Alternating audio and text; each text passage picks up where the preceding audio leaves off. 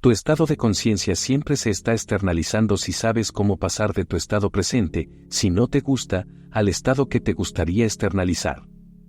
Entonces tienes el secreto, y eso es lo que intentaré explicarte esta noche, porque los únicos estados de conciencia proyectan todo en este mundo y todo está contenido dentro del individuo. Ahora, en la Biblia hablamos de oración, y para el mundo, oración significa pedir, pero no en la Biblia, es acción de gracias. La oración no es una petición, hablamos en la Biblia de arrepentimiento, y el mundo piensa que significa lamentarse, tener remordimientos, pero eso no es lo que enseña la Biblia. Oración y arrepentimiento son términos casi sinónimos. Nos dicen que demos frutos que correspondan al arrepentimiento, luego dicen del personaje central de la Escritura, tú y tus discípulos comen y beben con pecadores, y él respondió, no he venido a llamar a los justos, sino a los pecadores al arrepentimiento. Deja a los justos, ellos están tan satisfechos consigo mismos, se gustan a sí mismos, no los molestes. La palabra pecado no tiene nada que ver con romper ningún código moral, la palabra pecado significa fallar el objetivo. Eso es lo que significa, tienes un objetivo en la vida y no lo has logrado, entonces estás pecando. Puedes tener $1,000 millones y aún así estar hambriento de más, entonces, si no tienes lo otro, estás pecando. Puedes cumplir todos los llamados códigos del mundo impuestos por los sacerdotes del mundo, y eso no significaría nada en cuanto a las escrituras van. Arrepentirse es simplemente un cambio radical de actitud, eso es lo que significa el arrepentimiento. Porque si cambio radicalmente mi actitud hacia la vida, entonces veré el mundo y lo percibiré desde ese cambio de actitud, y ese cambio es un cambio de conciencia y ese cambio se externalizará en mi mundo. Ahora bien, el arrepentimiento es a la vez responsabilidad del hombre y un don de Dios. Permíteme mostrarte qué quiero decir con esto. Dijo, yo y mi padre somos uno, sin embargo, voy a mi padre porque mi padre es mayor que yo. Somos uno, sin embargo, mi padre es mayor que yo, así que voy a mi padre. ¿Cómo llegamos a esta extraña y peculiar afirmación y qué significa en la oficina del enviado? No soy inferior a mi ser esencial, el enviado, pero solo en la oficina del santo estoy restringido, debo vivir por fe, ¿fe en qué? Fe en el centro, soy yo mismo el Padre porque yo y mi Padre somos uno, pero cuando soy enviado a este mundo para experimentar la muerte y experimentar la restricción del hombre, aparentemente soy inferior a mí mismo, el enviado. Entonces, cuando me arrepiento, voy al enviado. Primero hago lo que tengo que hacer, así que digo que el arrepentimiento es a la vez una responsabilidad del hombre y un don de Dios. Entonces, ¿cuál es mi responsabilidad? Quiero cambiar mi mundo, entonces me pregunto cómo lo vería si cambiara. ¿Cómo vería el mundo si mi mundo fuera exactamente como quiero que sea? ¿Cómo lo vería? Bueno, entonces lo veo en la mente, imagino una escena que implicaría que es verdad, vivo como si fuera cierto en mi mente, sé que no puedo hacerlo realidad, pero en lo más profundo de mi ser, el Padre tiene el poder de hacerlo realidad, entonces voy a mi Padre. Padre, ¿cómo voy a mi Padre?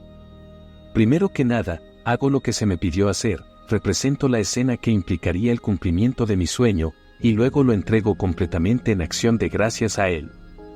Es mi ser esencial, mi propio ser, pero trasciende mi mente racional.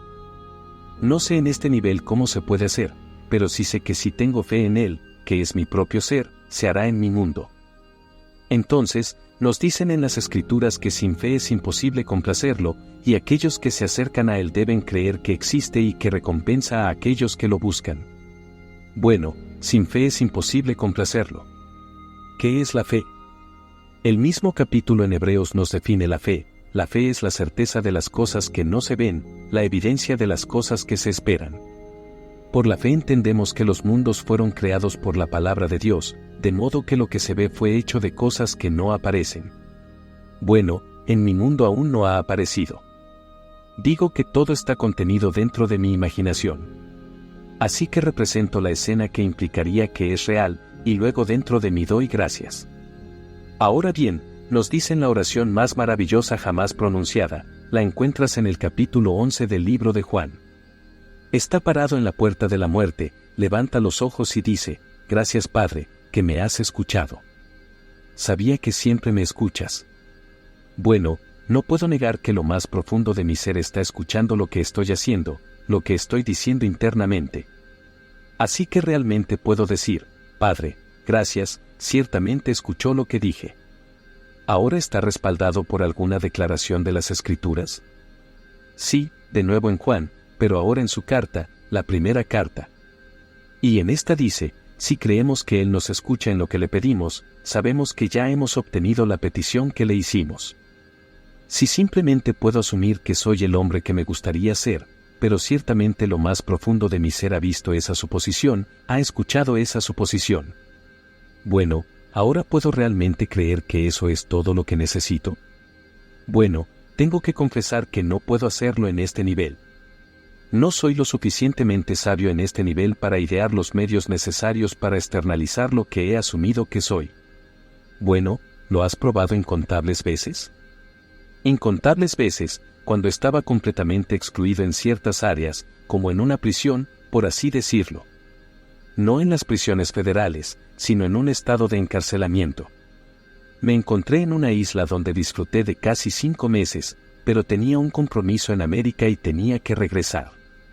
Y luego me dijeron que no había posibilidad de regreso hasta septiembre como muy pronto, y esa sería la fecha más temprana, y mi compromiso era en Milwaukee en la primera semana de mayo. ¿Qué vas a hacer entonces? Sin posibilidad, ningún barco está llevando pasajeros, y la lista se extiende por miles esperando en todo el Caribe desde Trinidad hasta arriba. Todos esperando, y estás en la isla de Barbados sin haber hecho ninguna provisión para tu regreso a América cuando saliste para Barbados 5 meses antes. Entonces, ¿qué hice? Simplemente me senté en una silla en mi habitación de hotel y asumí que estaba en un pequeño bote acercándome al barco, porque eso fue antes de los días de los puertos de aguas profundas. Ahora tenemos un puerto de aguas profundas, pero entonces tomabas un pequeño bote hasta el barco esperando, tal vez a media milla, y luego subías por una pasarela y entrabas al barco. Así que simplemente subí por la pasarela y caminé por esa pasarela en mi mente. Si mi mente divagaba, como lo hacía, la volvía a traer a ese primer paso y volvía a subir. Divagaba antes de llegar a la cima, la volvía a traer de nuevo, y la entrenaba como a un caballo. La mente es un animal indómito, así que la entrené y subí paso tras paso. Cuando llegué a la cima, me di la vuelta y puse mis manos imaginarias en la barandilla, y podía oler la sal del mar en el aire. Miré hacia atrás con nostalgia a la pequeña isla de Barbados, una emoción mezclada, feliz de estar navegando hacia América y triste de dejar atrás a una gran y maravillosa familia mía. Y luego, en ese estado de ánimo, simplemente me quedé dormido por un momento, una pequeña siesta. Al día siguiente me llamaron de la compañía misma que dijo que no teníamos posibilidad de sacarte de aquí antes de septiembre como muy pronto. Y dijeron que había una cancelación ese día en América, y me la ofrecieron, a pesar de la lista de más de 1000 personas esperando. No me importa por qué ella o él o eso canceló el pasaje, mi oración fue respondida. Hice lo que se me pidió hacer, porque el arrepentimiento es un cambio radical de actitud. Ella dijo que no puede salir, pero yo dije que estoy afuera, estoy en un barco, y el barco se dirige hacia la ciudad de Nueva York, eso es todo lo que quería hacer. Así que hice mi responsabilidad, y la segunda parte del arrepentimiento es un don de Dios.